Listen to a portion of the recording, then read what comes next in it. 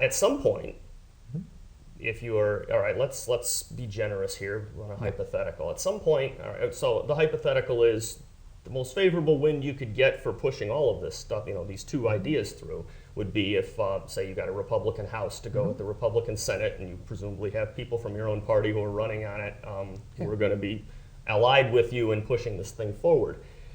Nonetheless, seen time and again with the old model, the way Lansing works, at some point, whether these big changes get implemented or whether they don't, there's always a spot where there's a hang-up, where the old system reasserts itself and says, no, that we're not going to go here. And so in this hypothetical, you get to that point, your agenda is going through more or less as you like it, just the way you described it, with the tax reform and the budgeting.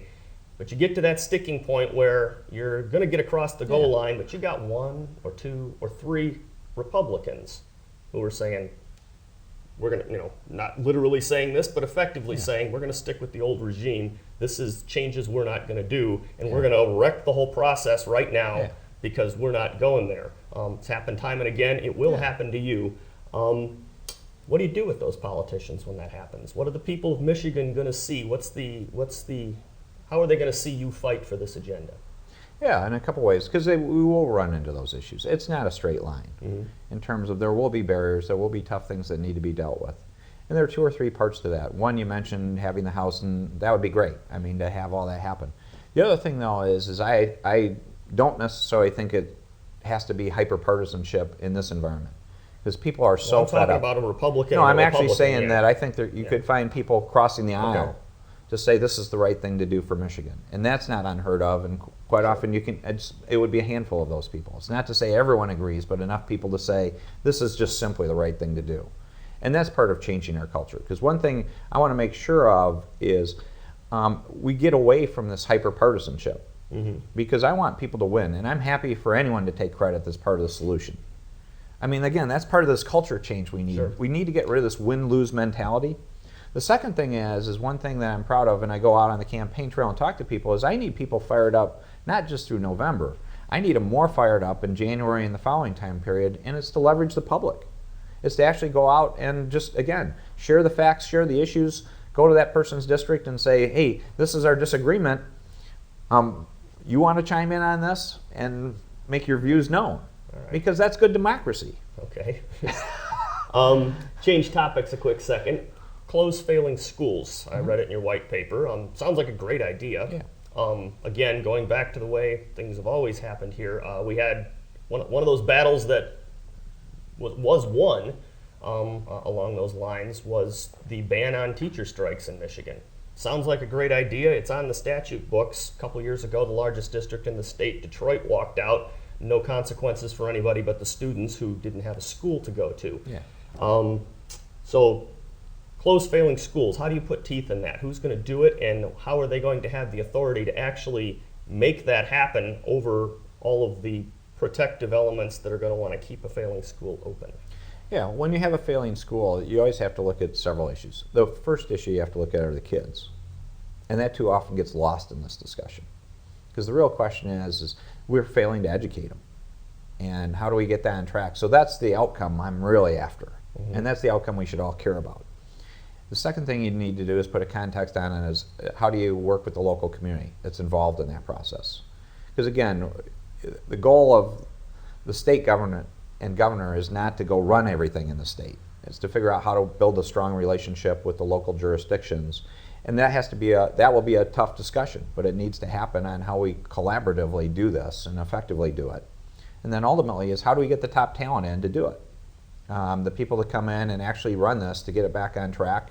And there are two or three models. Again, there are models out there today to say, does the community want to come up with a model to say they're going to take a whole new approach? If they're not going to step up, the state needs to step up. We will get it done, one way or another. So you don't have a big, broad, necessary plan right now to no, not really... in terms of all the steps and procedures. But the point is we will get those kids educated. Okay.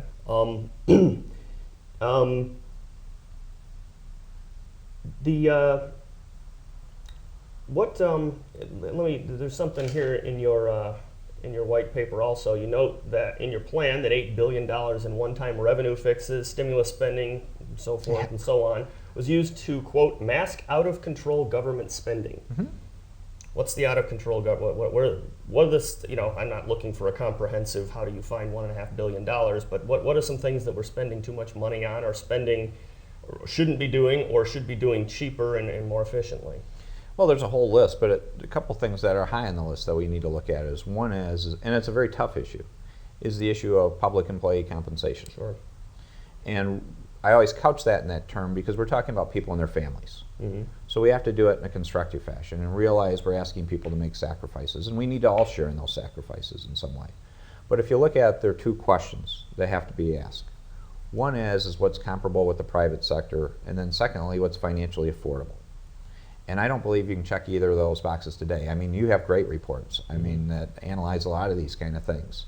So you go through that analysis, and one of the flaws we've had in the models of how they've treated it every year is they treat it as a short-term Band-Aid to get them by one more year.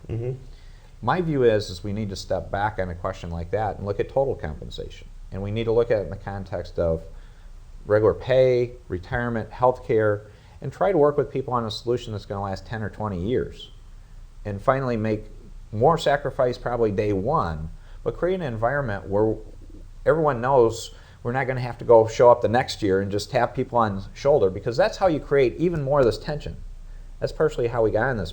Other things we need to do is much more efficiency in terms of sharing services, and that would happen at the state with local jurisdictions, between local jurisdictions. I don't advocate legal consolidation, but I do strongly advocate service consolidation. To actually look at ways to be more efficient. And to set the stage for those discussions, one of the things I want to do that I'm amazed that no one has really talked about in the past, that I'm an old accountant. One of the first things we need to do is do a real balance sheet for our state. And I want to do a balance sheet in real world terms that you could hand to any citizen. It has that footnote stuff, all those liabilities that are sitting out there. Let's get the facts to the people. They deserve it. And if you ask people today, no one knows what the real facts are. Once you see those facts, eyes are going to open. And my goal isn't to scare them or cause panic, but people deserve that information, and that sets the framework for addressing these things. So I'm going to start with a balance sheet for the state, but I think we need to do it for every jurisdiction in our state. And we've spent well beyond our means, and we do need to address this in a proactive way instead of a reactive way. The problem isn't going to go away if we don't do these tough things I'm talking about.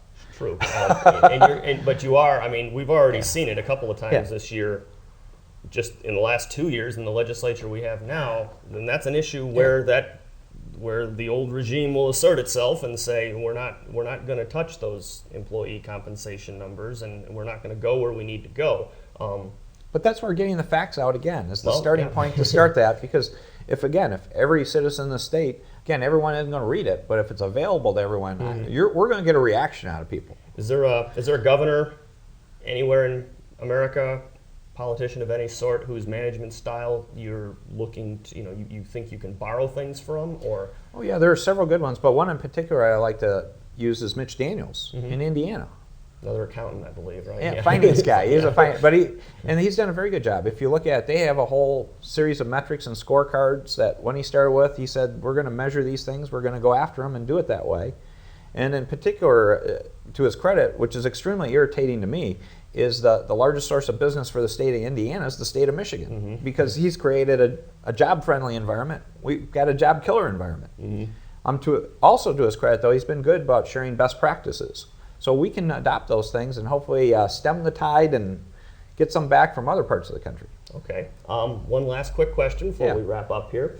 Another thing from your white paper, you mentioned about the environment. The state's financing, this is a study you're citing, state's financing structure for environmental programs is flawed due to the over-reliance of fees to pay for conservation and preservation efforts. The report from the Southeast Michigan Council of Governments says Michigan's ability to retain and attract new businesses with programs that pass on costs to the private sector, or we're losing our ability to retain businesses because we assess these costs and fees.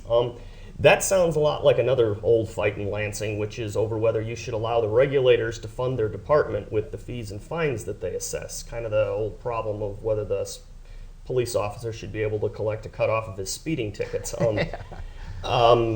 Am I reading that correctly? Is that is that a concern there? Or Absolutely, what's your thoughts on it's that? out of Okay. control. It's a terrible system we have today because it's gone well beyond the metric of saying if you're providing a service, there's a cost reimbursement for that service. That's not the model that's out there today. Yeah. I mean, it's literally being used as a revenue source, a backdoor revenue source, and that's inappropriate. To be charging fees and to put fines and costs on people that are well beyond what's reasonable to provide some service or something that is appropriate is not right. That's, again, using gimmicks and everything else instead of owning up to the fact you got a broken budget system, you got a broken government. Face up to it, stand up to it, and do it the right way. And that's where I'm excited to get in there because that is one of those other categories that's really holding us back in the state. That's another job killer situation, those fees and penalties. We should be helping companies win compliance, not causing them to fail. All right. Well, thank you for your time. Thank you. Appreciate it.